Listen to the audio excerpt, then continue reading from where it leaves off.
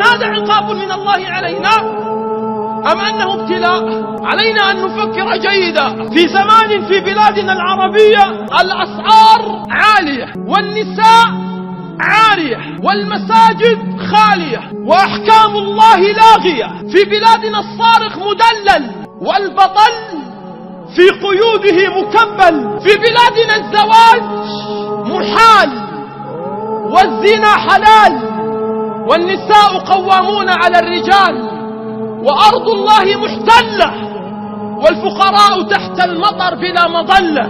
نعم، نحن في زمان في بلادنا العربية كل خير كل عمل نضعه في كيس المثقوب.